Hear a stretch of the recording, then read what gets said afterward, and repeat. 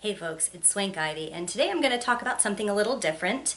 The new asexuality flag for 2026. What is it? It is a new design that was created by Ashabi of Ace in Grace. And you can take a look at what the meanings of the different stripes are. I am not here to make an educational video about the flag because Ashabi does that perfectly well themselves, and you can go to Ace and Grace on Instagram and various other places to find out some more in-depth information about the whys and the wherefores of the new flag, and also how to get a new flag to display or use in your Pride event. But what I do want to talk about today is not so much to educate about the flag itself, because, other people are doing that much better, especially Ashabi who created it. But I want to talk about some of the reactions that people have and what people tend to say in response to evolution, change, and growth in communities like ours. I haven't been involved with a lot of participation on these issues. I vaguely am connected with Ashabi on social media. We did a panel together with Ace Dad, Cody Daigle Oriens back in the day. So we've interacted, but I have not been as active of a participant in mainstream asexuality activism. Despite that I have continued to create content, I haven't been as interactive. And I mean, that's one of the major reasons why I feel like somebody who is out there in the trenches doing this work at this time as a community facing and community focused member of our community should be the most keyed into what is needed. And I look around and I believe it. So I'm not here to tell you that you have to switch to this flag or that you have to use it or you're a bad person or something like that. But I do just want to talk about why you might want to reconsider some of the common kind of knee-jerk reactions that I see to this kind of change. And talk to you a little bit about some of the reactions that I've seen and why I think maybe you could reconsider if you've had any of these reactions. Number one, we don't need a new flag, the old one was fine. So if the previous flag represents you with no problems and you've felt completely covered by what that one represents, that is fine. And it's okay if some of the stuff that is surrounding the conversation of why we needed the new stripes or what they represent, and you feel like that isn't necessary for you, that's okay. You don't have to be the main character of this new flag, right? If the old one is something that you prefer, that is allowed, nobody's gonna stop you, right? And it doesn't mean that you're ignorant. It doesn't mean that you don't have a legitimate reason for liking that one better, especially if, like me, you were around in the community when we were doing stuff like voting on colors and whatnot. If it has significance to you, no one is saying, hey, we're retiring this one. It was actually created to be used in conjunction with the old flag. So the creator, Ashabi, has specifically said that.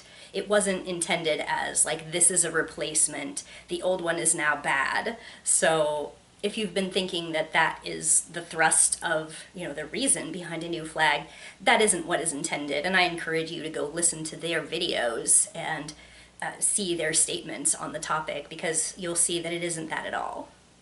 But most importantly, if the new flag makes someone feel like they belong when they didn't before, that is a sign of progress. That is a sign of moving in the right direction. If more people who are on the ACE spectrum feel seen and feel represented by a flag that explicitly names their experience.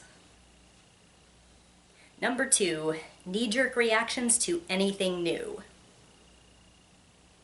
So unfortunately, it's kind of a common reaction to automatically dismiss anything new if you already felt included. And that's one of the most common reactions that I've seen to literally anything in queer communities and broader marginalized communities. If we are trying to be more inclusive, if we make some statements about the needs of some people with less popular or less common experiences, it's very common for kind of the old guard to say, we don't need that, that's newfangled, that isn't necessary, what's wrong with just continuing to use what we've always used? It's been fine for me. And the reason that that's not a good answer is that it's not necessarily fine for everyone. How often as asexual people have we been dismissed? How often have we been told, that's silly, that doesn't need awareness, nobody needs an ad campaign for that, nobody's hurting you, I can't see your experience, so I don't see how it's important. You guys are selfish for being 1% of the population and thinking that means you deserve anything. Like, these are the kind of comments that we've been getting all along, right? Do you really want to be doing that to someone else? That's a question that maybe you can ask yourself if you kind of had a knee-jerk reaction to, like, why do we need this? Furthermore, unfortunately, in the broader queer community, you do see this a lot. You see activists putting their foot down on expansion and evolution based on like what their own preferences or what their own needs are. You definitely see it in some mainstream pushes in the queer community for like exclusion of trans people, for instance. They're saying, okay, I don't see how trans people are deserving of the mainstream LGBT movement resources, so, you know, this is where I draw the line. And that concept of this is where I draw the line often comes after you got your letter, right? And after you got your letter, the other ones are just, that's ridiculous, we don't need any more letters in our acronym. I already got the one that mattered to me, and beyond that, it's just silly, it's nitpicking, it's splitting hairs, it's people who don't deserve representation with us, it's people who want attention. Oops, now you're sounding like what people always said to us. And listen, like, I'm old too. Like, I guess I would function as an asexuality elder. Like, I was there in the original discussions. I'm one of the most, I guess, established content creators from back in the day. And, you know, I remember when, like, I was never a really active participant on Avon. I just didn't really like the format. So, like, I have an account there, but I really never was an active member. But I remember when they had some voting on the stripes for the asexuality flag, and you know, I don't have like a huge connection to that symbol. I was just happy to have a flag, honestly. I didn't care that much about what it looked like. I was just glad that we were developing one and that we could have a symbol to use. And you know, it doesn't bother me. It doesn't feel like a personal insult or somebody giving the finger to history that I participated in just because, you know, people are now having discussions about expanding the understanding of what the flag is for. And, you know, I have to admit, as a person who is, I mean, I'm approaching 50, that's, I don't think that that's old, but, you know, a lot of the people that are maybe more active in the ACE community and queer communities and whatnot, some of them are half my age and would see me as, like, a fossil. And, it is true that if you don't watch yourself, your thinking gets more rigid when you get older, when you get more out of touch with the younger generation, when you don't really understand from the inside what they're going through. And, you know, as an aside, I've always thought that you need to keep in contact with the generations after you, especially in activism, to understand what's going on, because it's not like, you know, you just make your mark and then that is all you have to do and that's as far as we need to go. Like, it's always going to be evolving. So I heard once that if you don't have a mentor who's in the generation younger than you, not a mentee, a mentor, then you're just going to become fossilized. You're going to become irrelevant. And so even though I don't consume and interact with a whole lot of ACE content these days, like, I have the utmost respect for the content creators who are out there And when I do come across their posts, I watch them, I listen to them, I try to incorporate what they're saying into my understanding of where the community is going. And I think that's my responsibility as a person who has been given a platform that, people will listen to me and think that I'm relevant. So if anything at all, I can amplify what they are saying and understand the need for these messages. I can help direct people to these up and coming voices. And as a person who is kind of getting to that age where like a lot of people do get set in their ways, like I recognize the tendencies, right? Like one time, relatively recently, I saw an article go around that was about something called berry sexuality. I had never heard of it. And, my old person knee-jerk reaction was to see that and go, oh God, what now, right? And then I was a little embarrassed that I had that thought where I'm just like, why would I feel like that just because there's a new sexuality term? And I read about it and I'm like, all right, okay, if somebody felt that they needed to name that experience, why should I care? Why should I feel like I need to roll my eyes at them or act like they shouldn't have access to evolving language to describe what they're experiencing? And of course, all of the comments on the article were like, well, yet another stupid trend, and wow, these people just want attention, and sounds like you've figured out a new name for your mental illness. Just really disgusting, bigoted things like that were all over the comments of this. Not a single person had a nice thing to say. It was like it was just set up to laugh at people. And I mean, I don't know about you, but I don't ever want to be that person.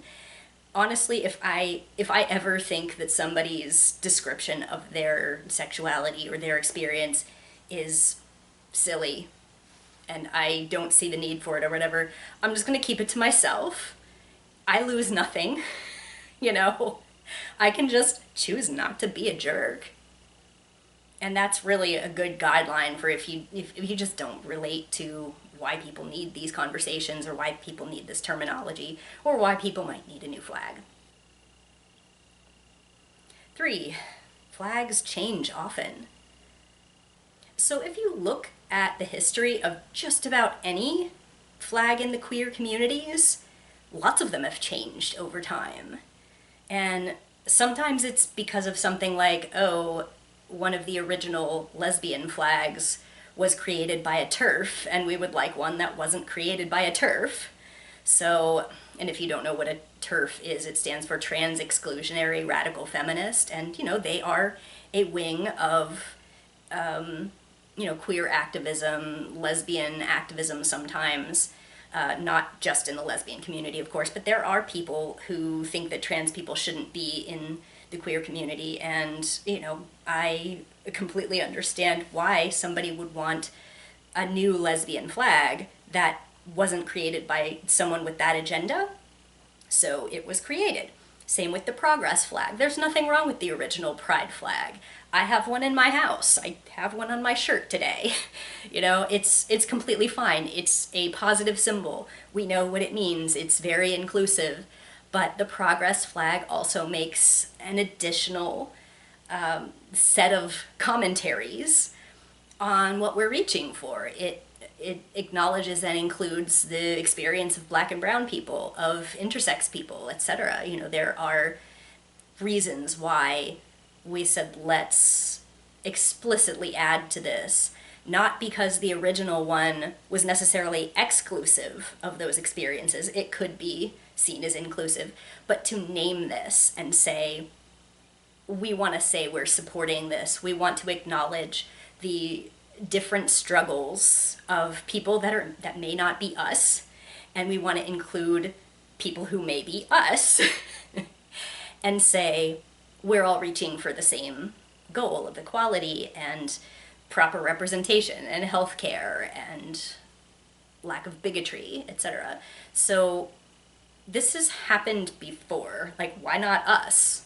Why shouldn't we be willing to update?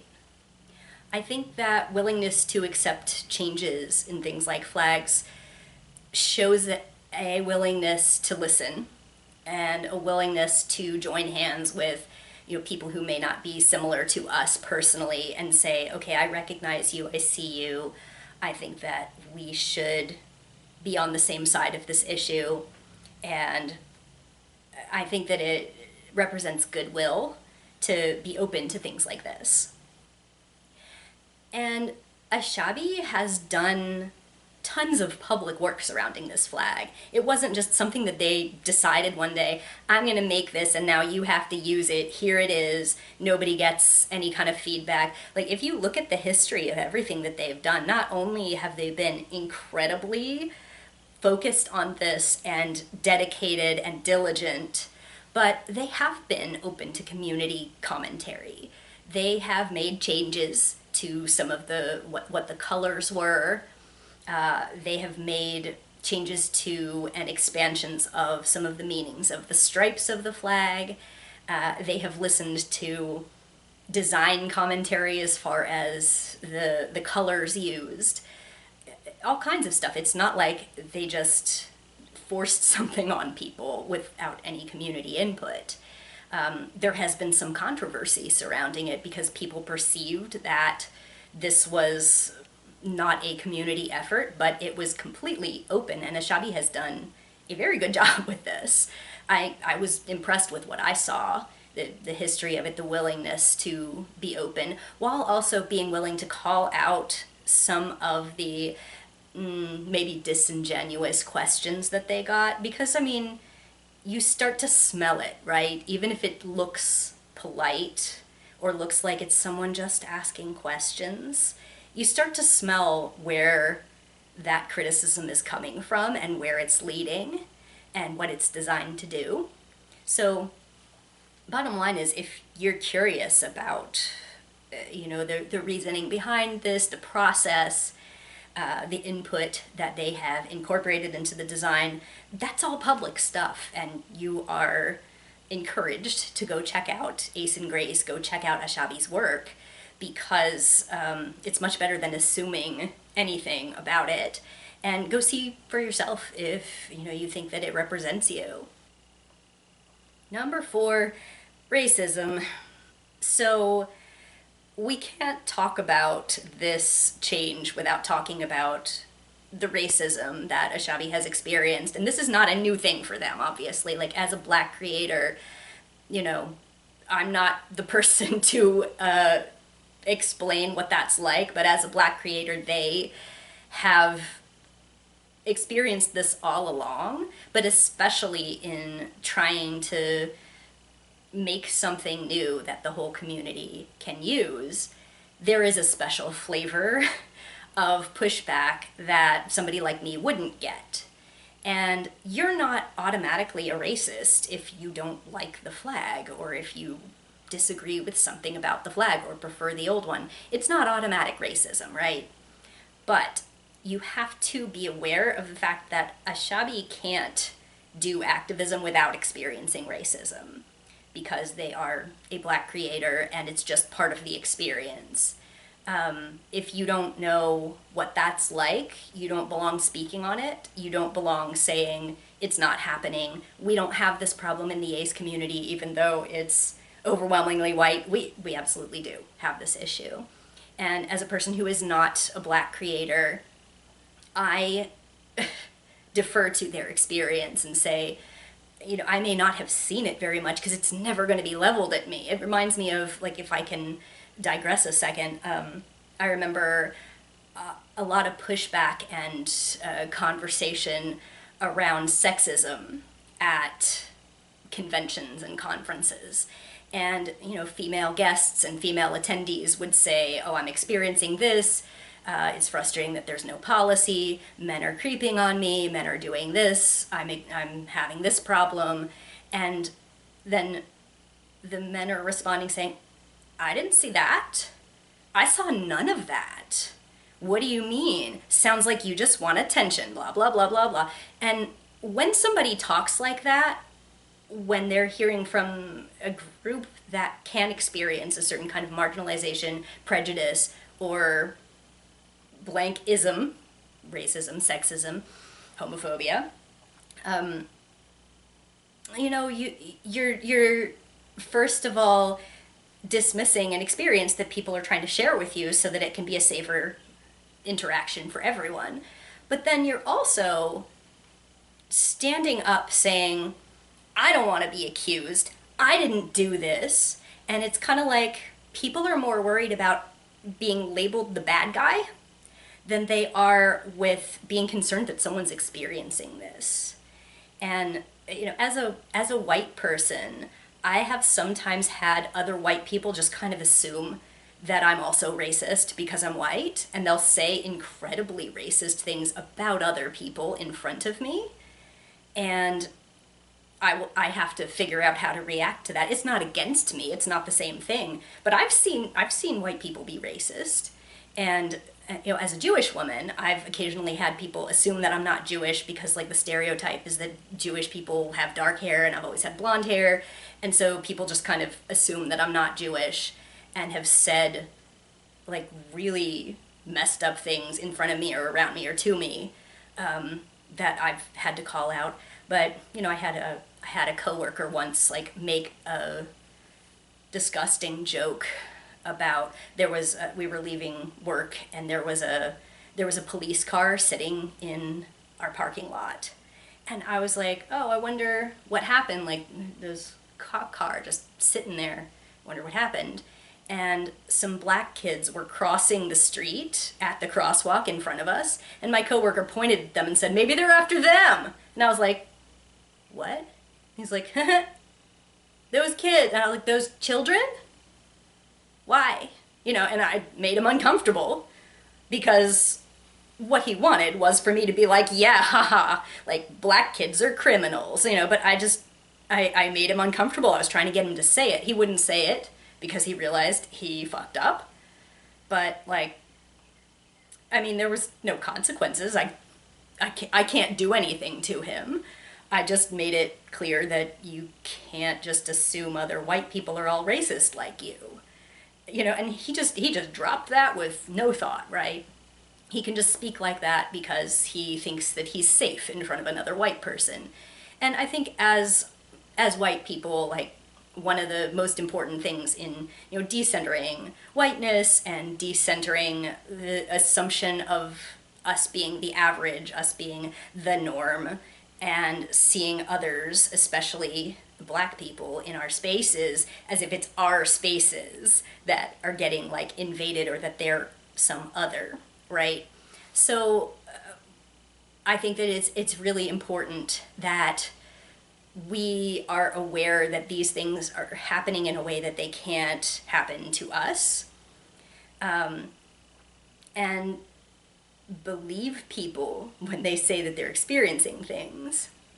So when you are a marginalized creator of any kind, you are already risking more than somebody who experiences fewer marginalizations in their life, is from fewer discriminated against groups, right? So in ACE activism being such a typically white space, in our country at least, you see harsher pushback against black creators and other non-white creators that you wouldn't necessarily see for white people. One of the things that seems to be common is people treating Ashabi like, hey, why do you think you have the right to do this? How do you claim any authority? And that's a flavor of,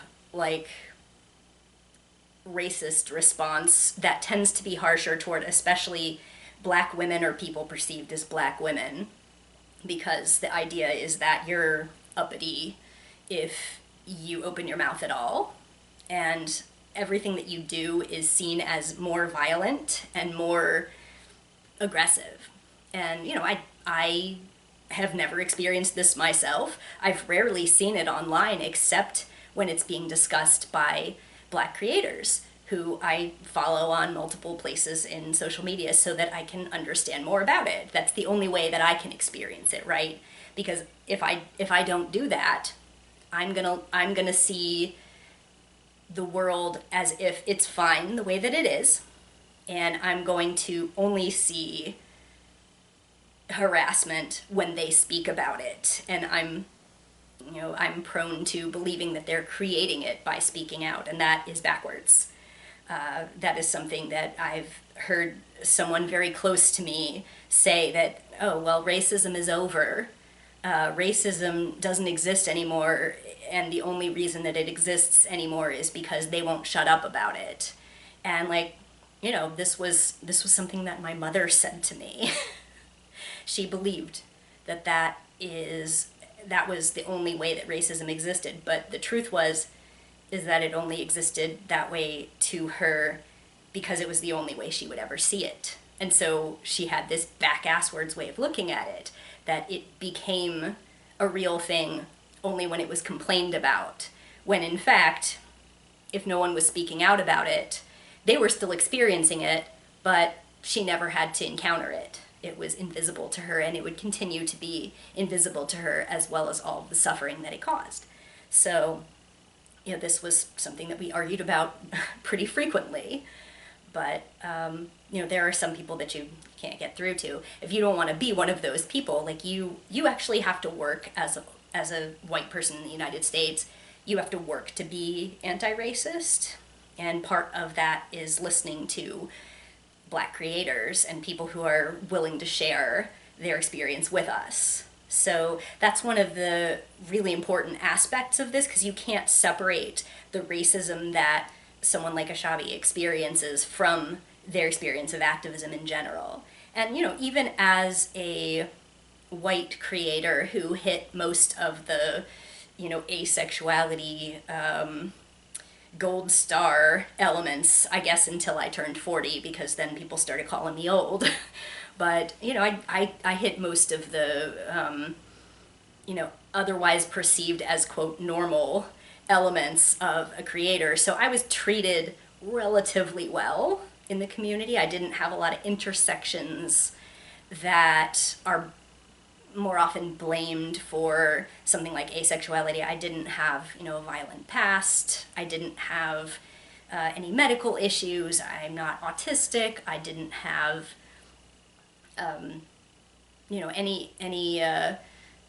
any disabilities, any illnesses, really anything that people tend to blame asexuality on. And so even with that, I've gotten death threats, I've gotten harassment, I've had people go on campaigns to smear me, impersonate me multiple times. I've had to get a lawyer to protect against someone claiming that I was a pedophile, because if I'm asexual, that is me just hiding my actual perverted sexuality, and straight up said next to my full legal name that I have molested teenage boys. And I had to get a lawyer, right?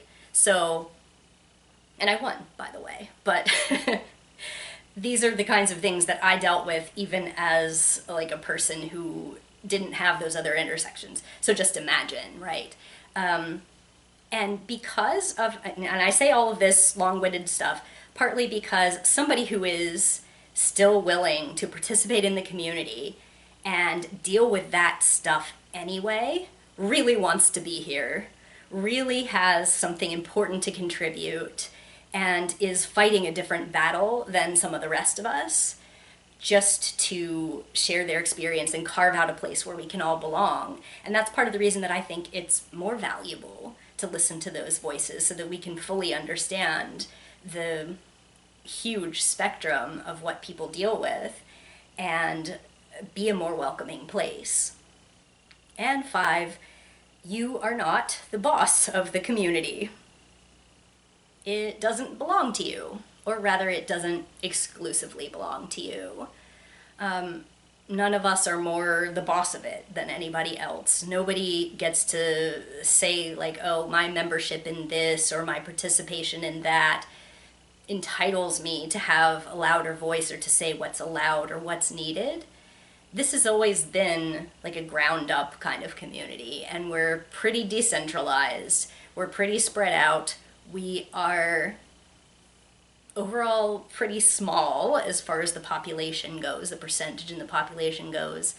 We really don't need to be trying to trump each other's voices to say that one person has more authority than anyone else. So, when you hear people acting like Ashabi didn't have the right to make a flag to represent all of us if you didn't want it, I go back to, that's fine.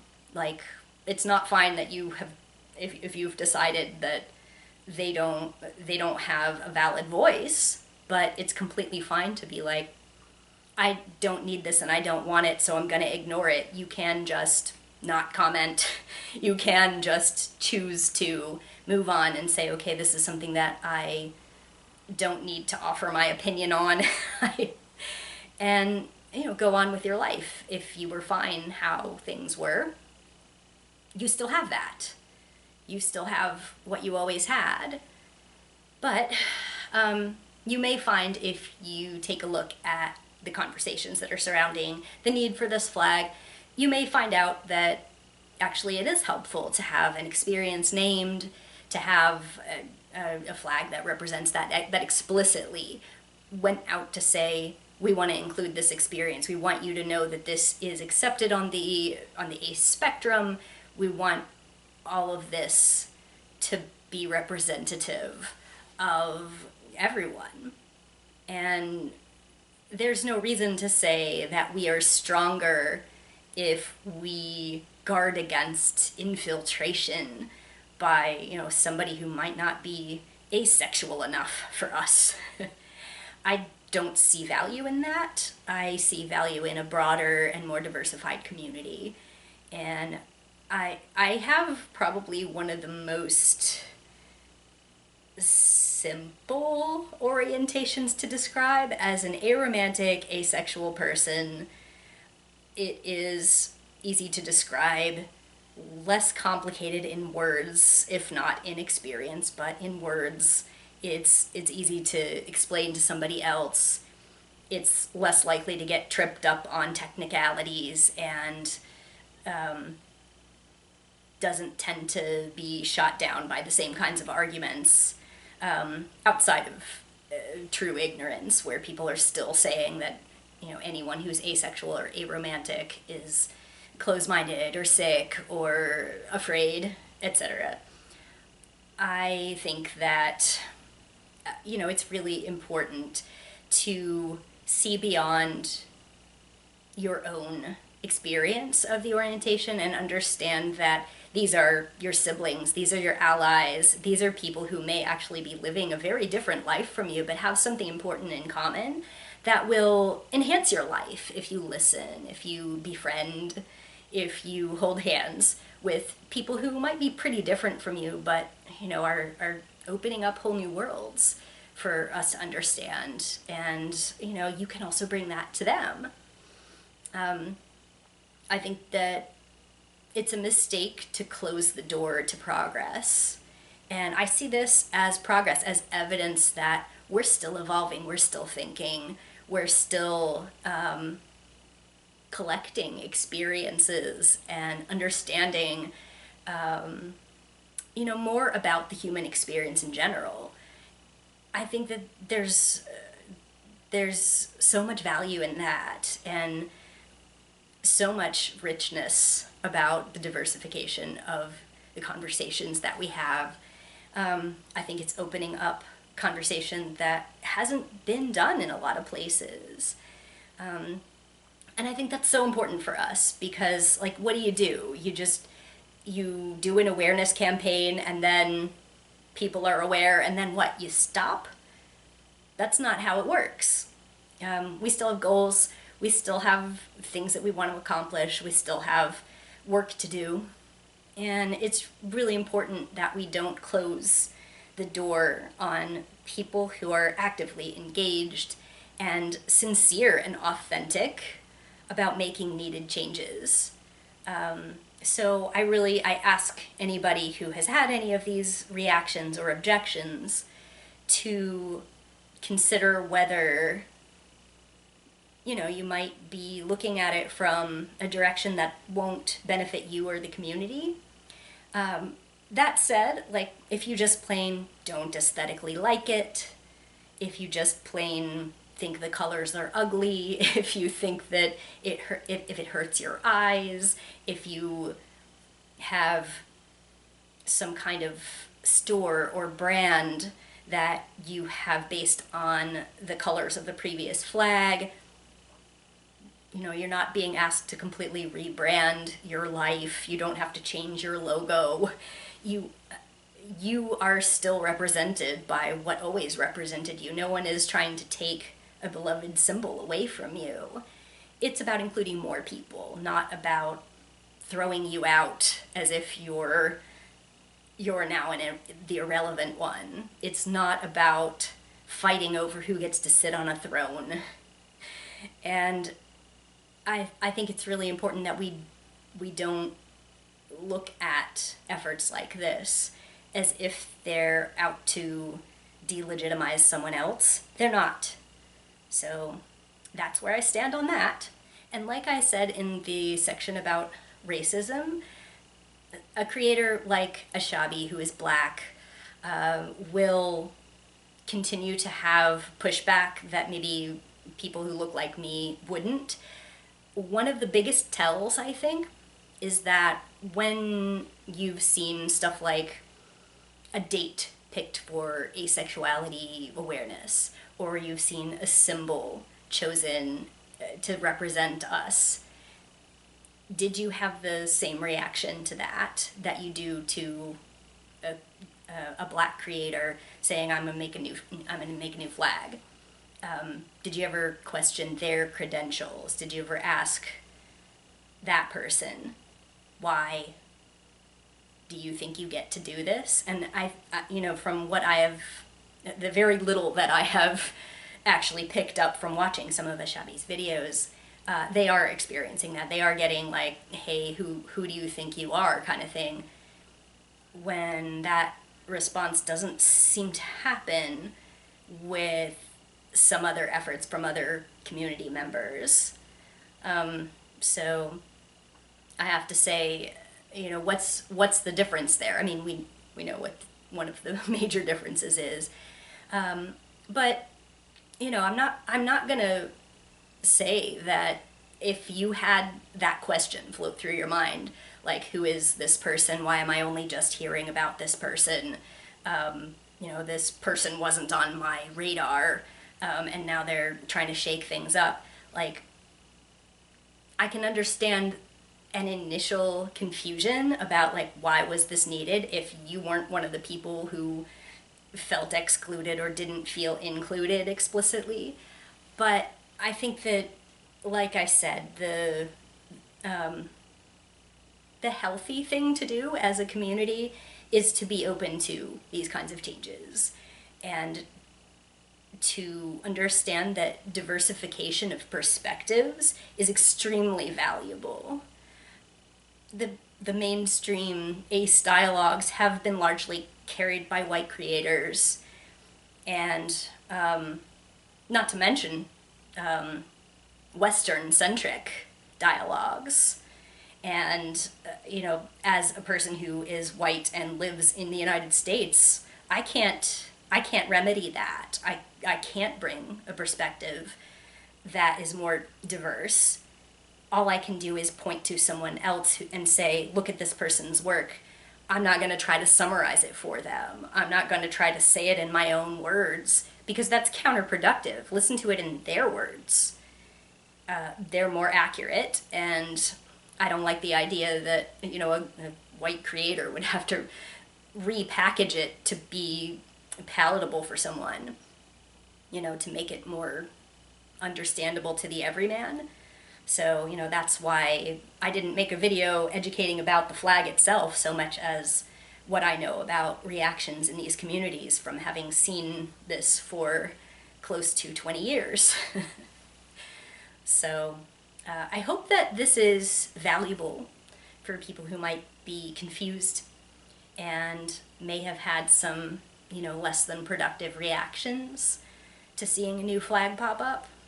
And I don't know about you, but I'm probably going to get one for my my house. So I think that this is a move toward something that I could be proud of, even though I didn't help create it or see the need for it myself.